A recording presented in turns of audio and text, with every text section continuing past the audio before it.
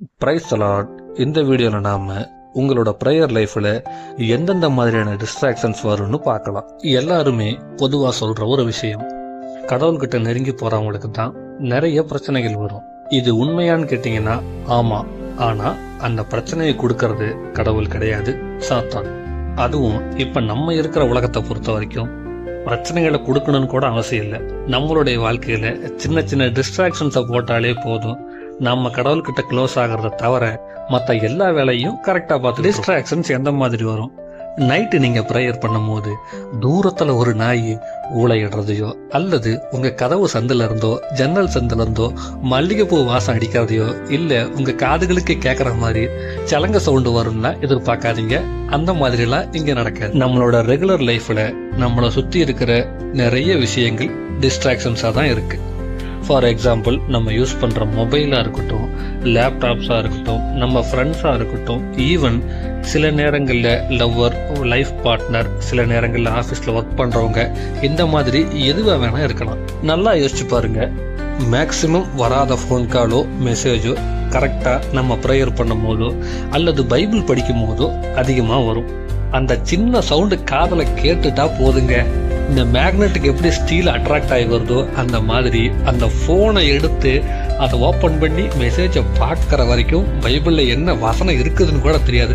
கண்ணு பார்த்துக்கிட்டு இருக்கோம், ஆனால் மைண்டு எங்கன்னு கேட்டிங்கன்னா அந்த ஃபோனில் தான் இருக்கும்.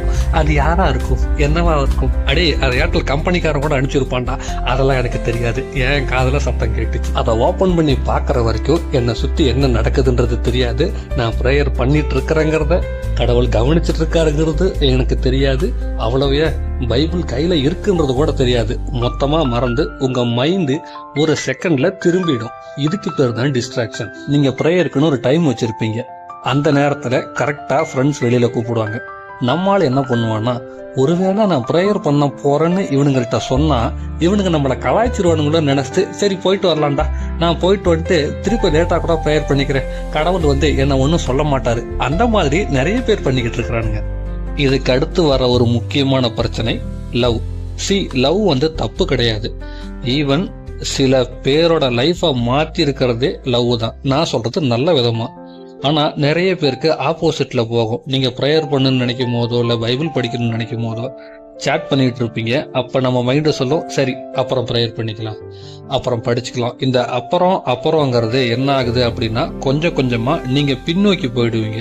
கடைசியில் பார்த்தீங்கன்னா உங்களையுமே அறியாமல் சில கரெக்டாக போயிட்டு இருக்கிறவங்க கூட லைஃபோட ஃபர்ஸ்ட் ப்ரிஃபரன்ஸை கடவுளுக்கு கொடுக்காம லைஃப் பார்ட்னருக்கும் லவ்வருக்கும் கொடுத்துருவீங்க. இந்த மாதிரியெல்லாம் நடக்கும்னு தெரிஞ்சுதான் நம்மளுடைய கர்த்தர் 1 பேதுரு அதிகாரம் 5:8 அப்பவே ஒரு எச்சரிக்கையை கொடுத்துட்டு போயிருக்காரு.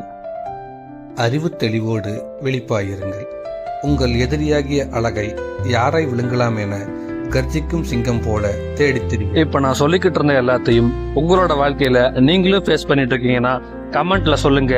எப்படி டிஸ்ட்ராக்ஷனே இல்லாம கடவுள்கிட்ட போகிறதுன்னு நிச்சயமா நான் அடுத்த வீடியோல சொல்றேன். ஸோ இந்த வீடியோ உங்களுக்கு பிடிச்சிருந்தா லைக் பண்ணுங்க, கமெண்ட் பண்ணுங்க.